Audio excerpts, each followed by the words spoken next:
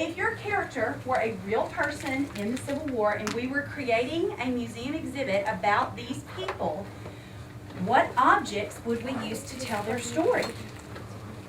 Now stop it. Think. Just want you to do think time right now. Think. What objects based on the character you've been assigned would you use to tell their story? Now, what I'm going to do next is I'm going to pass out a variety of objects that are real objects at the Smithsonian. And they can be used to help tell your character's story if we were creating a museum exhibit. And some of them can be used for different characters in different ways. So I'm going to put them randomly on your tables, and you're going to have to look for the set that you have and determine at your table, using good manners, good discussion skills, and being good listeners to one another, choosing your card. Except for the New Testament. The pet dress. She definitely didn't have a rifle. Hey, maybe that's I don't even know what.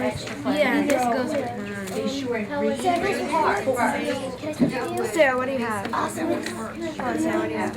Every day. She now has the New Testament. I don't mind everyday man shirt. Sarah, can I try to see? Because when he received James Dacey. Okay, there's a few extras.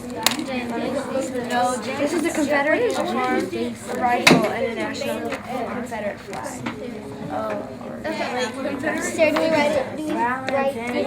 See, I'm thinking mine should maybe be like a camera. Mine needs to be a, like this works small. It's a patched dress. What is like mine was to do with the camera who took pictures of the soldiers.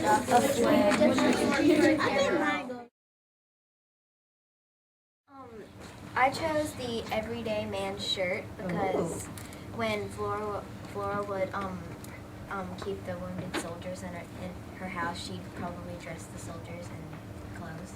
Well, and they talked something. Does anybody remember what she did, what they did with the shirts? They tried to get the blood out of it. Remember, yeah, they talked about trying to get the blood out of the shirt so they could send it home to the loved ones when someone had passed on. So that's interesting. We've got the shirt in two different places. Does it work in both? Yes. Okay, so we could see where this same exact object could be used to tell two different people's stories, right? That's interesting. Thank you, Maddie. Okay, Ted? Well, I chose the patch dress Okay. because when she was in the Civil War, when some of the soldiers got cuts and scrapes and stuff, she had to make bandages to wound them. Yeah. To help the wounded? Yes. Okay. All right, and it said on this one, it talked about a woman performing nursing tasks would have chosen the least fancy dress to wear. So do you think Flora Wilworth might have chosen her least fancy dress? To get bloody and dirty. Because it'd be get bloody and dirty. That's good, Ted. All right, very good.